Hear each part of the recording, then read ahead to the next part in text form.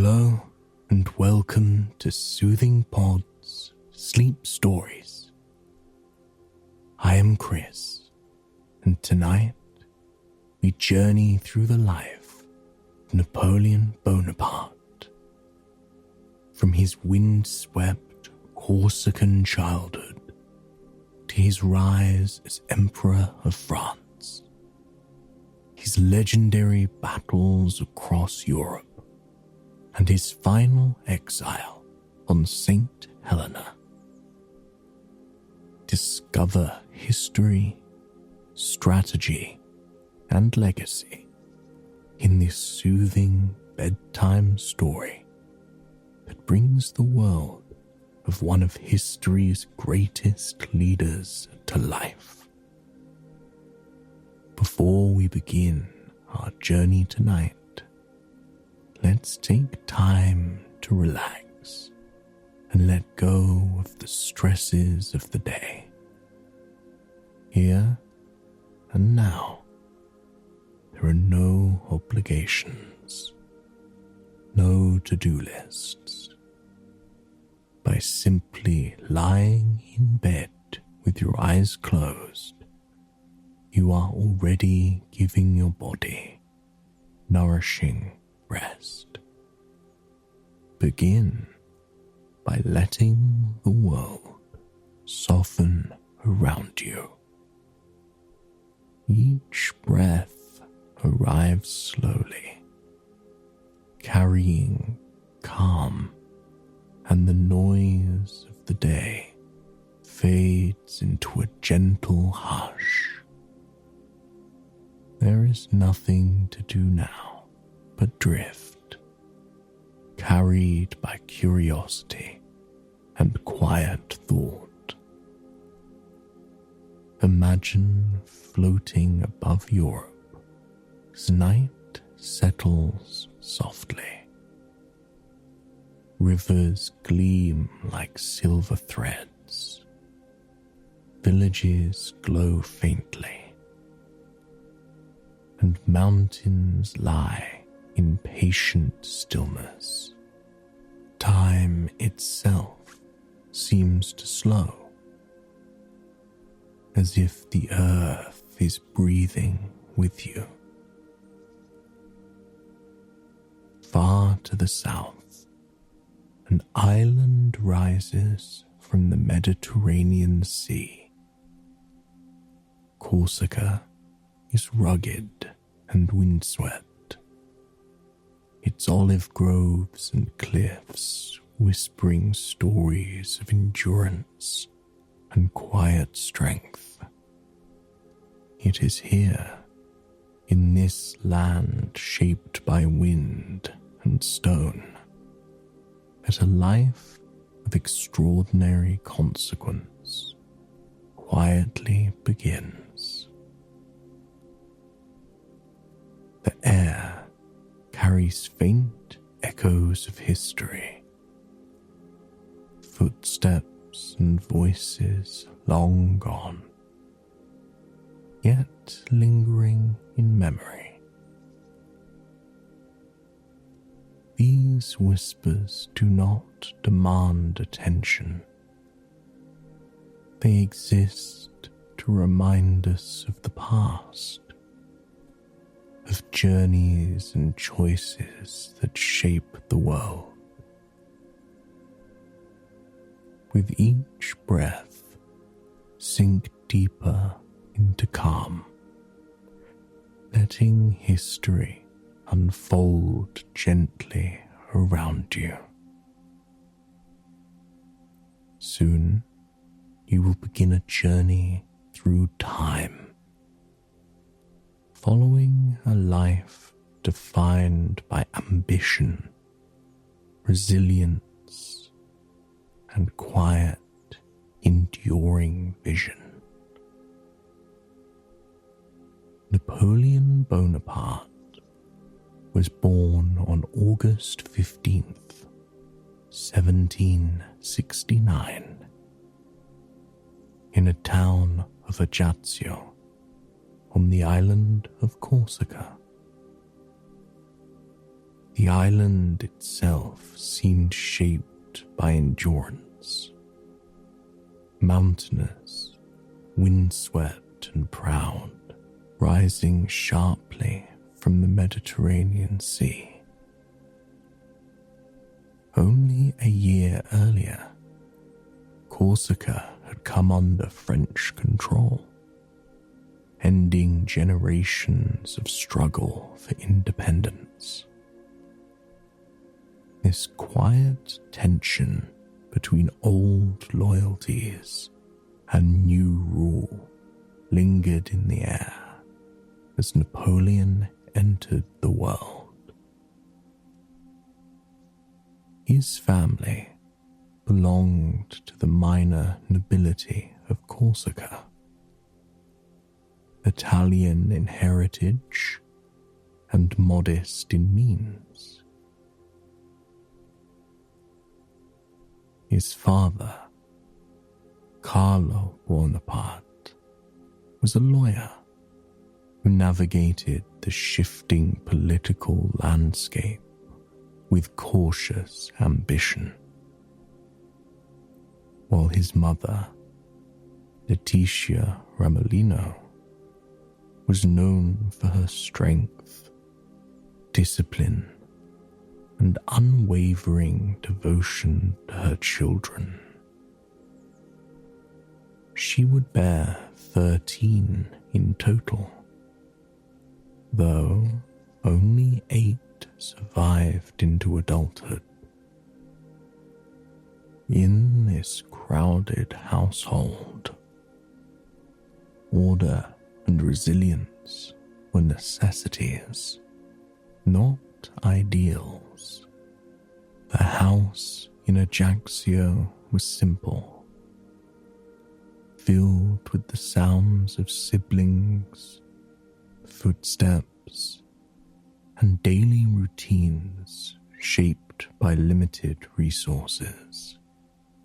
From an early age, Napoleon learned to observe rather than speak, to listen rather than boast. He was smaller than many children his age, quiet and intense, often retreating into thought. His temperament hinted at a restless inner world, one drawn to structure, control, and purpose. Corsica itself became his first teacher. The rugged hills, narrow paths, and open skies instilled a familiarity with hardship and isolation. Stories of resistance against foreign rule were common, and the name of Pasquale Paoli, the Corsican patriot, was spoken with reverence. These tales left a lasting impression on the young boy, shaping his early sense of loyalty and identity. Napoleon's first language was not French, but a Corsican dialect closely related to Italian. When he later encountered French, it felt foreign on his tongue, and this early struggle would follow him for years. Words came slowly at first, and his accent set him apart.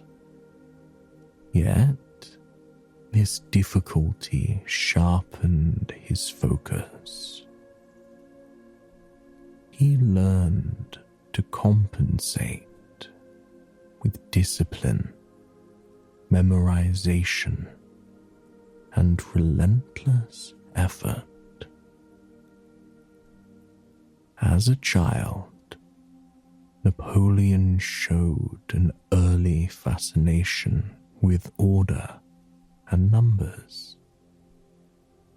He preferred reading to play, solitude to noise.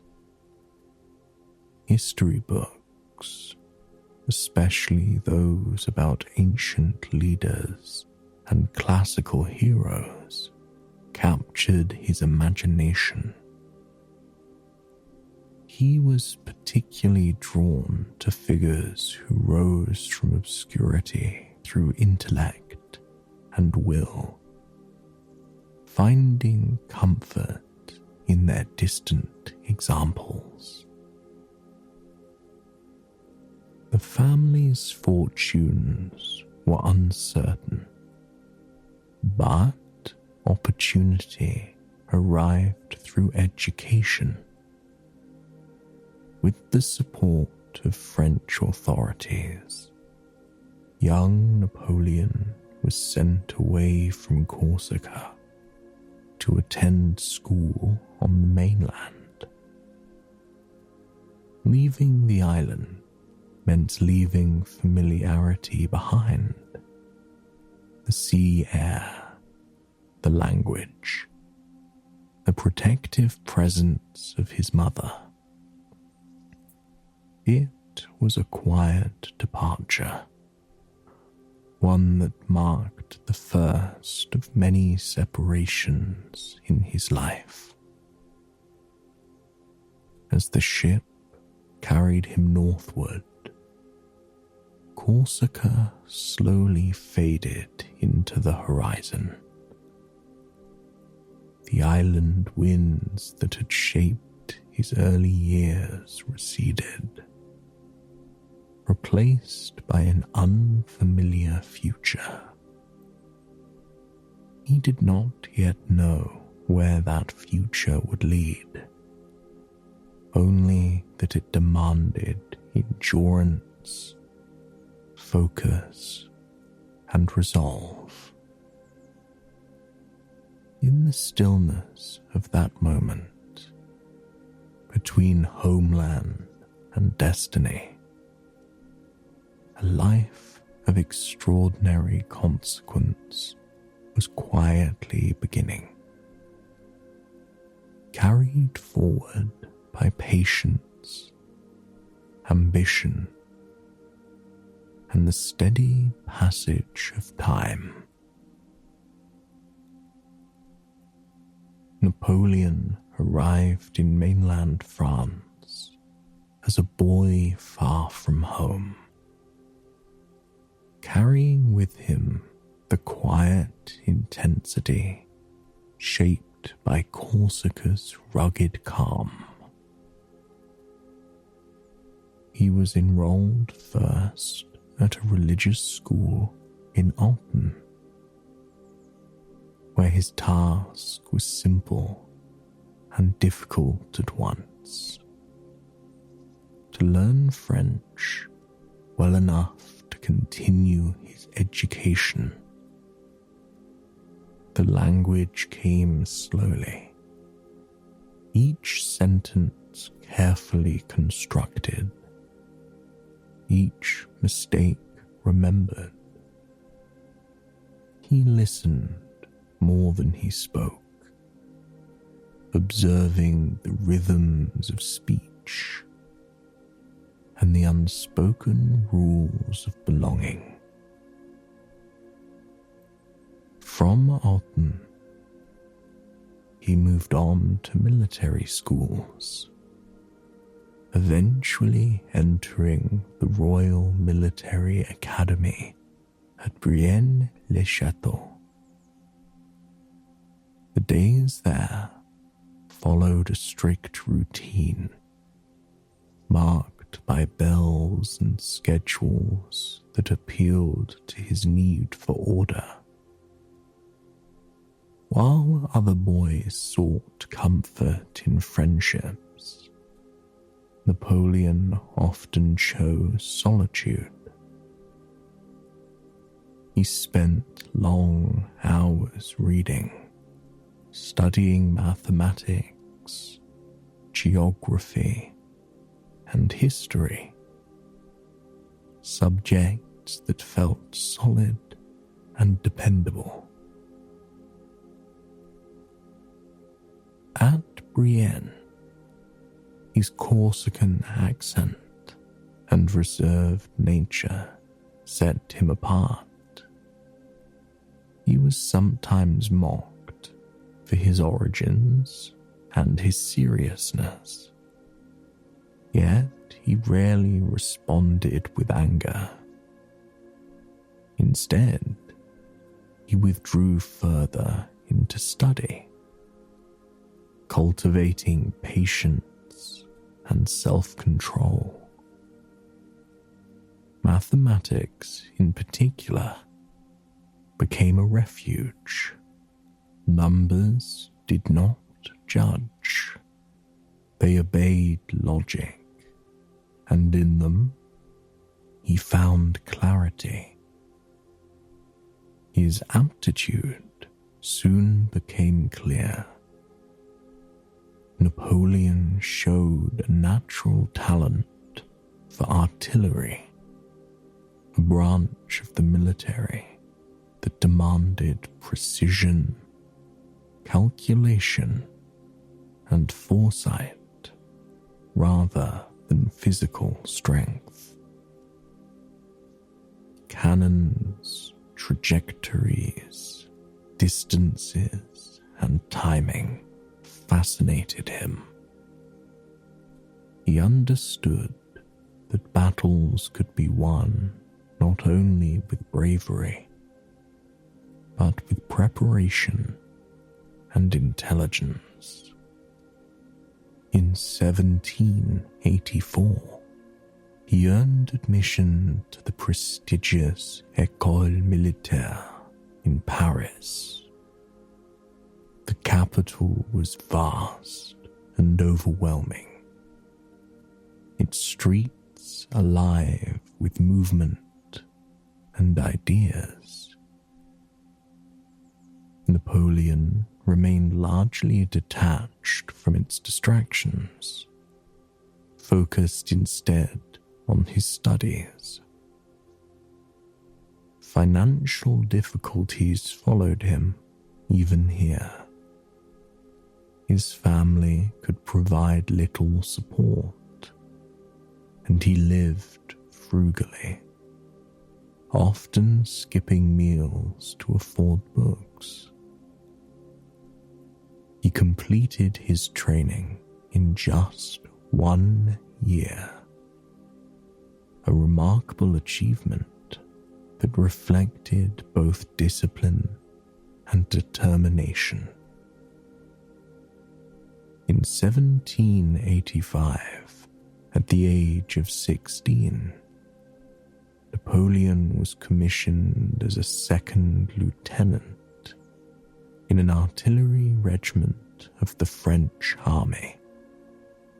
It was a modest rank, but to him it represented stability and purpose. Soon after, tragedy struck.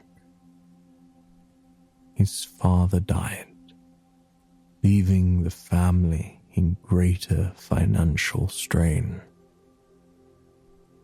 Napoleon felt the weight of responsibility settle heavily upon him. He returned briefly to Corsica, torn between loyalty to his homeland and his obligations to France. The island itself was restless, caught between old independence movements and new French authority. Meanwhile, France was changing. ideas of revolution began to circulate, carried through pamphlets, conversations, and unrest. Napoleon observed these developments with interest and caution. He was not driven by ideology alone, but by opportunity and order. He believed deeply in merit, in the idea that talent and effort should determine success. As a young officer, he lived simply, studied relentlessly, and waited. He filled notebooks with observations on strategy, politics, and history. Though his position was humble, his ambitions were already forming. Quiet, controlled, and unwavering. In these early years, Napoleon Bonaparte was still largely unknown, a solitary figure in uniform, walking the narrow line between past and future. Yet, beneath the calm surface, a mind was sharpening, preparing patiently for the moment when preparation would meet destiny. As the 1790s unfolded, France entered a period of profound transformation. The French Revolution reshaped not only institutions and power, but the very rhythm of daily life. Monarchies trembled, old loyalties fractured, and uncertainty settled across the nation like a restless fog. For a young artillery officer like Napoleon Bonaparte, these years were both dangerous and full of possibility. Napoleon watched events closely. The fall of the monarchy and the rise of revolutionary government opened paths that had once been closed to men of modest rank and background. Promotion was no longer reserved solely for those of noble birth. Skill, decisiveness, and loyalty to the new order mattered more than lineage. In this shifting landscape, Napoleon's patience and preparation found their moment. His opportunity arrived in 1793 during the siege of Toulon. The port city had risen in revolt against the revolutionary government and welcomed British naval forces. The situation was urgent.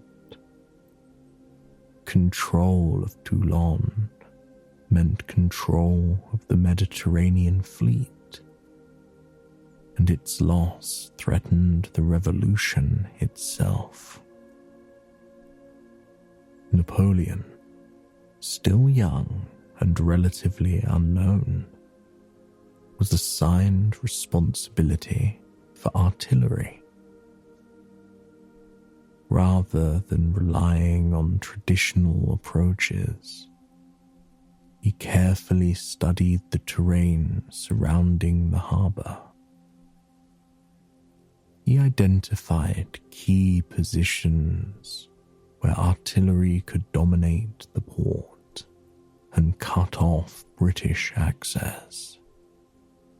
His plan was bold, but precise, focused on control rather than brute force. When implemented, it worked. The British were forced to withdraw, and the city fell back into revolutionary hands. The success at Toulon brought Napoleon swift recognition. At just 24 years old, he was promoted to Brigadier General.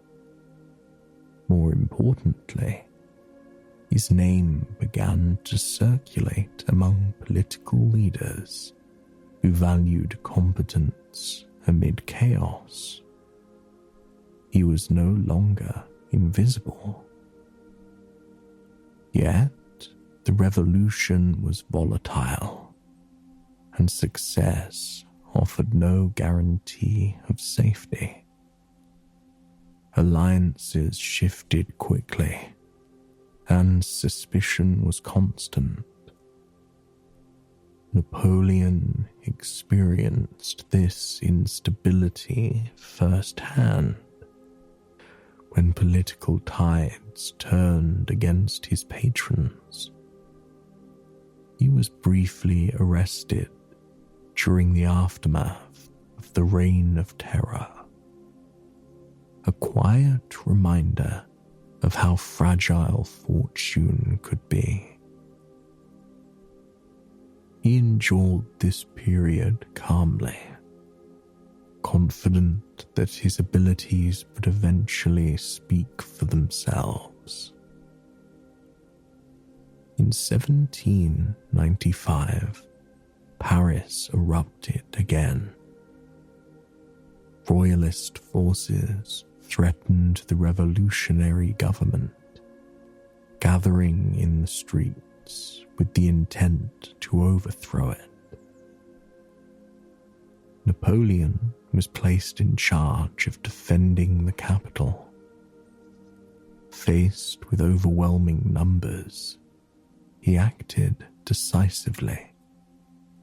Artillery was positioned strategically, and when the moment came, it was used with devastating efficiency. The uprising was swiftly crushed. The defense of Paris cemented Napoleon's reputation as a man of action. Resolute, unflinching, and effective. Soon after, he was appointed commander of the Army of Italy. The assignment was significant. Though the army itself was underfunded and demoralized, many saw it as an undesirable post.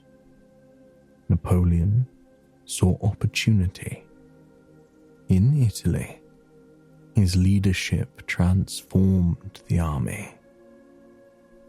He moved quickly, striking with speed and surprise, dividing enemy forces and defeating them in detail. Victories followed one after another, carried out against larger and better equipped armies. His soldiers grew fiercely loyal, inspired by his presence and confidence. During this period, Napoleon also married Josephine de Beauharnais, a woman of grace and social influence. Their relationship was complex, marked by affection, distance, and ambition. Yet, it linked him more closely to the political world of Paris. By the end of the Italian campaign, Napoleon Bonaparte was no longer merely a promising general. He had become a national hero, admired by soldiers and watched carefully by politicians.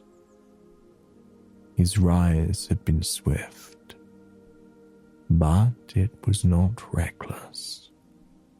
It was the result of careful observation, calculated risk, and an unyielding belief in his own vision. As France continued to search for stability, Napoleon stood quietly at the center of its future, steady, watchful, and ready for whatever history would demand next. In 1798, with his reputation firmly established in Europe, Napoleon Bonaparte turned his attention beyond familiar battlefields. France remained locked in rivalry with Great Britain, whose naval power and global reach proved difficult to challenge directly. Napoleon proposed an ambitious alternative, a campaign in Egypt that would disrupt British trade routes to India and extend French influence into the East. The plan appealed not only to strategy, but to imagination. That spring, Napoleon set sail from France with a vast expedition. Alongside soldiers and officers travelled scientists, engineers, artists, and scholars. An unusual assembly for a military campaign. Napoleon believed conquest and knowledge could move together. He envisioned Egypt not merely as a battlefield, but as a place of discovery. The journey across the Mediterranean was swift, and in July, the French forces landed in Egypt. The heat was relentless, the landscape vast and unfamiliar. Yet, Napoleon adapted quickly. Near Cairo, his army faced the Mamluk forces at what would become known as the Battle of the Pyramids. Though the ancient monuments lay some distance from the fighting, their presence loomed symbolically over the field. Using disciplined infantry formations and carefully positioned artillery, Napoleon defeated the Mamluks decisively. The victory secured control of much of Egypt and reinforced his image as a commander who could triumph even in foreign lands. He addressed his soldiers with words that blended history and ambition. reminding them they stood in a land older than memory itself. However, success on land was soon overshadowed by disaster at sea. The French fleet, anchored at Aboukir Bay, was surprised by the British Navy under Admiral Horatio Nelson. In a devastating night battle, the French ships were destroyed or captured, cut off from France. Napoleon and his army were effectively stranded. Despite this setback, Napoleon pressed on. He sought to govern Egypt with a mix of military authority and cultural sensitivity, presenting himself as a protector rather than a conqueror. He issued proclamations respecting local customs and religions, though his rule remained firmly enforced. Meanwhile, the scholars accompanying the expedition began their work. They measured temples, recorded inscriptions, studied flora and fauna, and mapped the land with meticulous care. Among their discoveries was the Rosetta Stone, a fragment bearing inscriptions in 3 scripts that would later unlock the secrets of ancient Egyptian writing. Though its significance would be realized later, the find symbolized the campaign's intellectual legacy. Napoleon's ambitions carried him further east into Syria, where the campaign grew more difficult. Supply shortages, disease, and resistance took their toll. The siege of Acre proved unsuccessful, marking a rare but important limit to his advance. For the first time, his momentum slowed. As conditions worsened, Napoleon faced a difficult decision. France itself was unstable, its government weakened by internal divisions. Leaving his army behind under trusted command, he returned quietly to Europe in 1799, evading British patrols across the area. The Egyptian campaign had not achieved all its military goals, yet it reshaped Napoleon's image. He returned not as a defeated general, but as a figure of myth and curiosity, a leader who blended warfare with science, ambition with learning. Egypt, with its ancient silence and enduring monuments, had left its mark on him. It taught him the scale of history, the fragility of power, and the enduring pull of legacy. As he stepped once more onto French soil, the future shifted again, preparing for a transformation that would carry him from general to ruler. Napoleon returned to France in 1799, to a country still trembling with political uncertainty. The revolution, though years past its violent peak, had left the nation fragile, divided, and hungry for stability.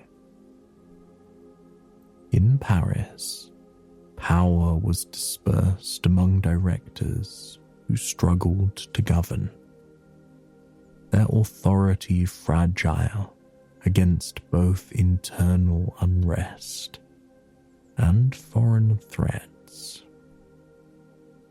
Napoleon, now recognized as a brilliant general, saw an opportunity to shape the destiny of the nation and perhaps his own. In November of that year, he took decisive action alongside allies and fellow conspirators. Napoleon orchestrated the coup of 18 Brumaire. The move was swift and calculated. Without widespread bloodshed, the government was overthrown, and a new political structure emerged. Napoleon assumed the role of first consul, concentrating executive power while retaining the semblance of a republic. Though cautious in presentation, he understood the significance of authority and perception. Control of France required both respect and visibility. As first consul, he moved quickly to stabilize the nation. Administrative reforms were introduced, standardizing laws and institutions across France. Education was reorganized to prepare citizens for participation in civil life, while the economy and taxation systems were streamlined. Above all, Napoleon emphasized merit over birth, believing that talent and effort should guide opportunity. He was determined to leave a legacy beyond the battlefield. In 1804, a moment arrived that would mark his ascent to ultimate authority. Napoleon was crowned Emperor of the French in a ceremony at Notre Dame Cathedral in Paris. The event was steeped in symbolism. Most famously, he took the crown from the Pope's hands and placed it upon his own head, asserting his independence and the principle that his authority derived from himself, not from the church.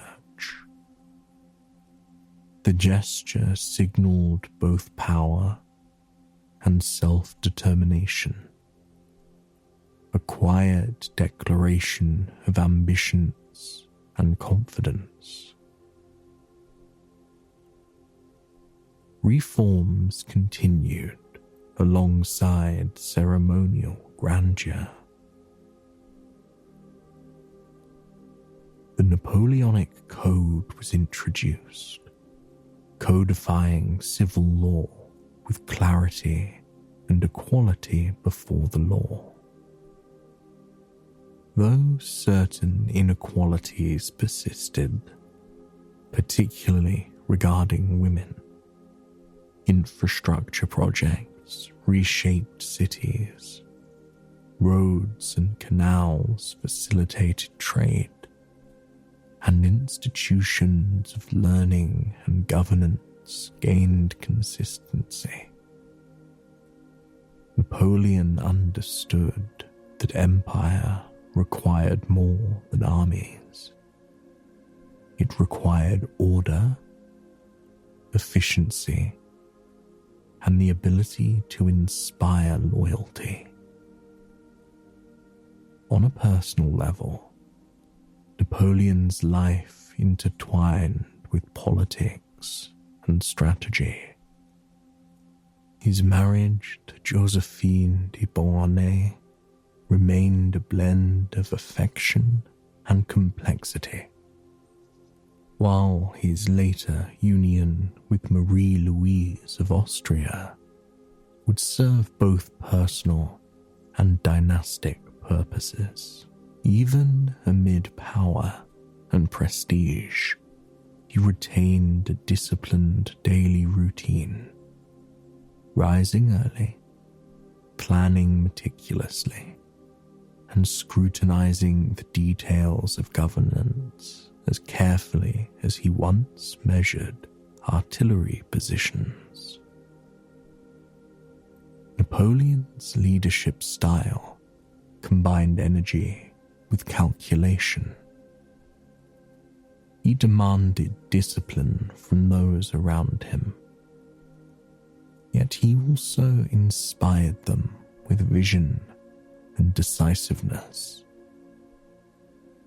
He understood the weight of responsibility, the delicate balance between ambition and stability, and the necessity of foresight in both domestic and foreign affairs.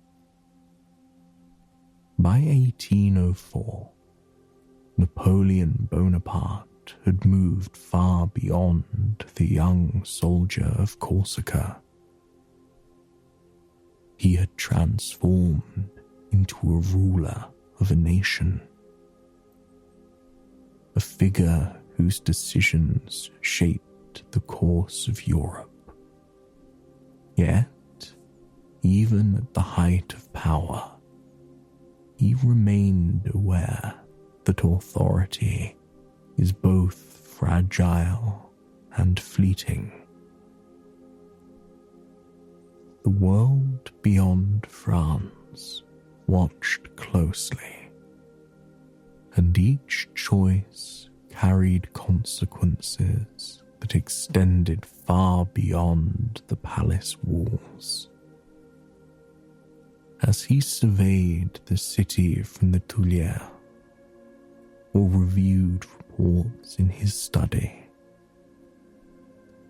Napoleon carried with him the lessons of earlier campaigns: precision, patience, adaptability, and the relentless pursuit of vision. From general to emperor, his journey reflected not only ambition, but a calculated understanding of history, circumstance, and the quiet, persistent force of human will. By the early 1800s, Napoleon Bonaparte had fairly established himself as the ruler of France. Yet, his vision extended beyond national borders. He sought to shape the destiny of Europe itself, both through military strategy and through reforms that would outlast temporary victories. With a disciplined army, brilliant tactics, and careful planning, he embarked on campaigns that would define an era. Napoleon's military genius became increasingly evident. In 1805, at the Battle of Austerlitz, he faced the combined armies of Austria and Russia. With careful calculation and precise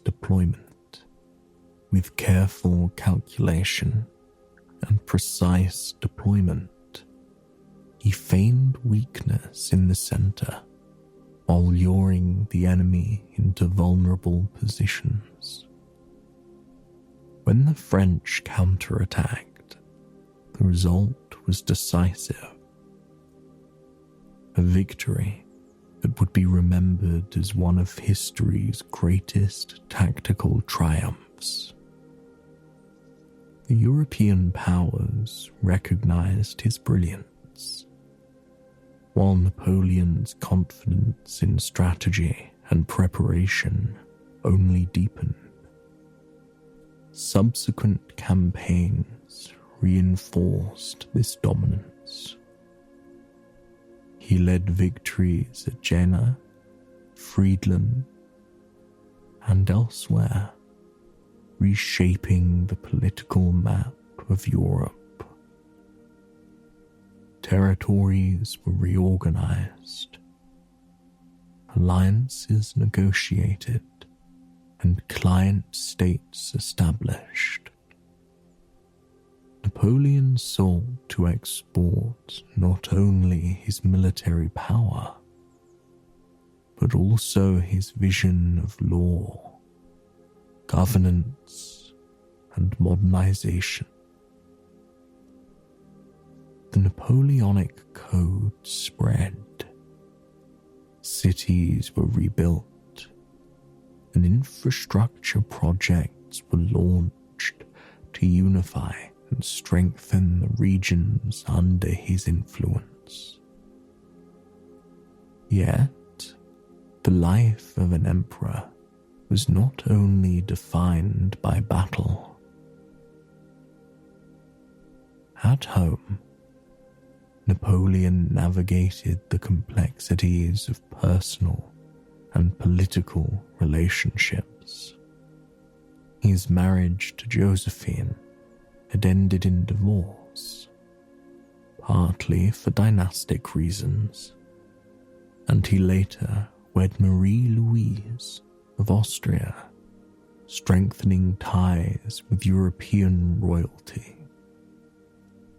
Though these unions carried weighty expectations, he maintained a disciplined routine, rising early, reviewing reports, and attending to the details of administration with the same care he had once given to artillery calculations. Napoleon also understood the importance of loyalty among his officers and soldiers. He led not merely by command, but by example. He traveled with his armies, sharing the hardships of long marches, attending to logistics, and inspiring devotion through his presence. His soldiers came to trust in his decisiveness, and many saw him as a figure capable of achieving the impossible.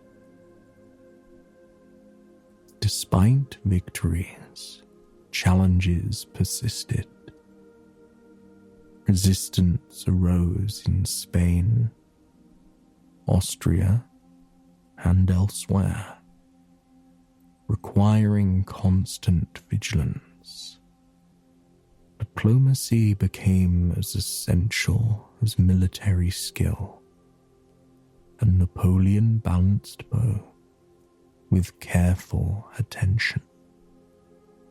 He recognized that authority, while commanding respect, also demanded negotiation adaptation, and foresight. Through these years, Napoleon's impact extended beyond the battlefield. Legal reforms, standardized education, and modernized administration reshaped society. His ambition was not simply for conquest, but for order and influence that would endure. He sought to create a Europe guided by efficiency, law, and centralized government, a reflection of his belief in merit, discipline, and vision. By the height of his power, Napoleon Bonaparte had become more than a general or an emperor. He was a symbol of calculated ambition, capable of blending strategy, governance, and personal determination. His life had become intertwined with the fate of nations, and his choices would ripple across Europe for decades. In triumph and in challenge, he remained a figure defined by relentless focus, unwavering vision, and the steady exercise of will over circumstance. Even the greatest fortunes are subject to change, and for Napoleon Bonaparte, the years of triumph gradually gave way to challenges that would test both his power and resilience. By 1812, his ambitions had stretched across Europe. But one campaign would become a turning point: the invasion of Russia.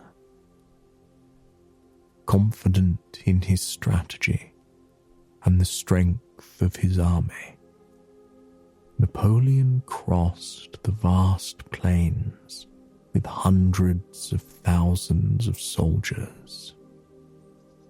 Yet, the Russian winter, scorched earth tactics, and logistical difficulties turned success into catastrophe. Cities were abandoned, supplies destroyed, and men succumbed to cold and hunger. Though he pressed forward, the campaign ended in retreat, with staggering losses that weakened both the army and his aura of invincibility. In the years that followed, coalitions of European powers united against him. Battles that had once resulted in resounding victories now became costly and uncertain. The French Empire began to shrink under the pressure of external forces and internal exhaustion. In 1814, Paris fell to Allied forces, and Napoleon was forced to abdicate. He was exiled to Elba, a small island off of the coast of Italy. Even in this constrained environment, Napoleon carried himself with dignity, observing the world and considering the lessons of power, strategy, and consequence. Yet, his story was not over. In March 1815, he escaped from Elba and returned to France, greeted by loyal supporters eager for his leadership. This period, known as the 100 Days, was a brief resurgence of authority.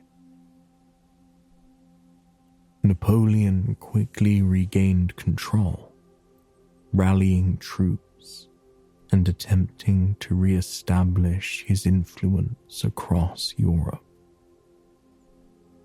For a moment, it seemed as though history might repeat itself, that the man who had reshaped continents could rise again.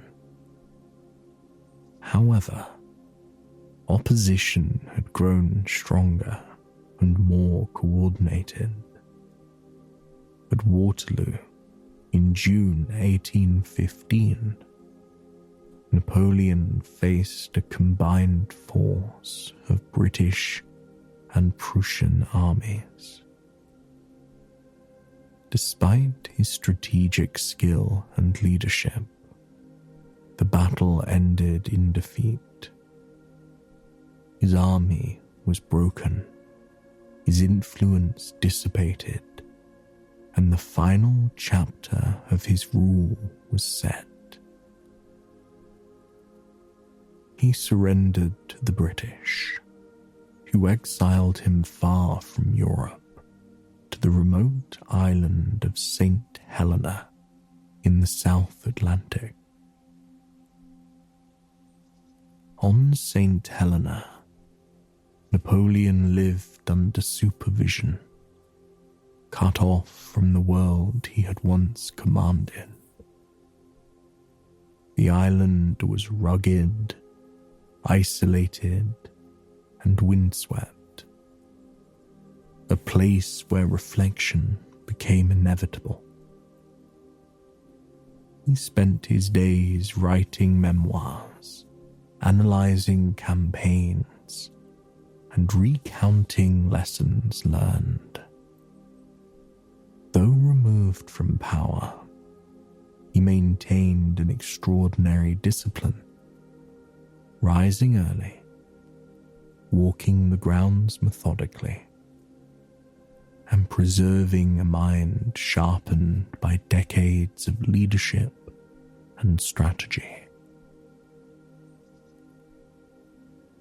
The exile offered both challenge and clarity. Napoleon contemplated the weight of ambition, the impermanence of authority, and the intricacies of human endeavor. He considered not only victories and losses, but the fleeting nature of fame and the enduring value of thought, preparation, and resilience.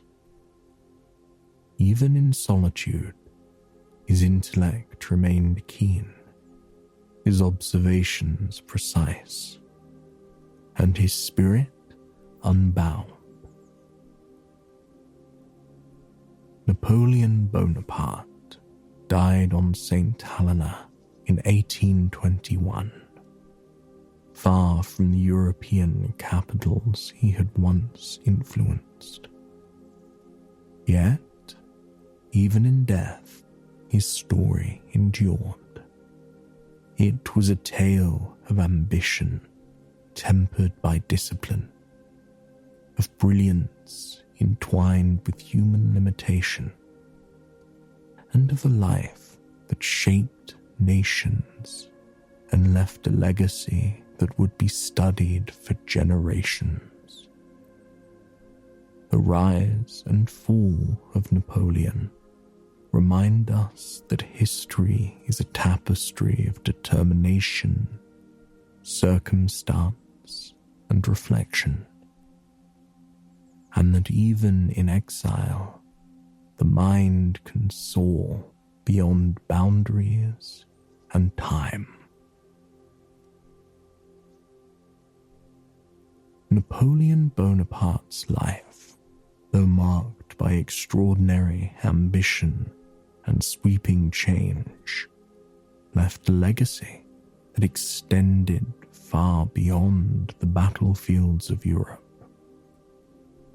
He died on St. Helena in 1821, a solitary figure in a remote, windswept corner of the Atlantic. Yet, the imprint of his deeds, reforms, and vision reached across nations, influencing generations long after his passing. Perhaps the most enduring achievement was the Napoleonic Code, a systematic set of civil laws that redefined legal structures in France and beyond. It emphasized clarity, equality before the law, property rights, and merit-based opportunity. Many nations adopted its principles, and its influence persists even today. In education, administration, and infrastructure, Napoleon sought order and efficiency, leaving behind institutions designed to strengthen both the state and the citizenry. His military strategies continued to inspire leaders for centuries. Campaigns like Austerlitz and Jena became studies in precision, timing, and tactical innovation. Even in failure, most notably in Russia and at Waterloo, Napoleon's approach to planning, logistics, and leadership offered lessons in both human limitation and resilience. His life demonstrated that vision must be coupled with adaptability, that ambition requires both courage and calculation. Beyond law and strategy, Napoleon's personal story left its mark. He rose from modest beginnings on a windswept island to dominate European affairs, demonstrating the power of discipline, intellect, and relentless effort. His life embodied contrasts, brilliance and vulnerability, triumph and exile, authority and isolation. He was a man who shaped the world around him while continually shaping himself. History remembers him not simply for victories or defeats, but for the way he transformed the possibilities of leadership. His reforms, his ambition, and his vision created ripples through society, politics, and law that endured long after the cannons fell silent. From the streets of Paris to distant European capitals, from military academies to legislative halls, traces of Napoleon's influence remain. As we reflect on his life, we can imagine it as a vast tapestry, threads of determination, intelligence, ambition, and human complexity woven together across the centuries. In that tapestry, the winds of Corsica meet the streets of Paris. The deserts of Egypt rush against the plains of Europe. And even the isolation of St. Helena becomes part of a story larger than one man. Napoleon's journey reminds us that history is never only about events, but about vision, resilience, and the enduring effects of human endeavor. His life invites quiet contemplation, of ambition balanced by discipline, of the fleeting nature of power, and of the ways in which a single life, guided by will and thought, can leave a mark upon the world that stretches far beyond its own time. I hope you enjoyed tonight's story and that it has brought you a night of peaceful, restful sleep. Please join me again tomorrow night for another sleep story. Until then, sweet dreams.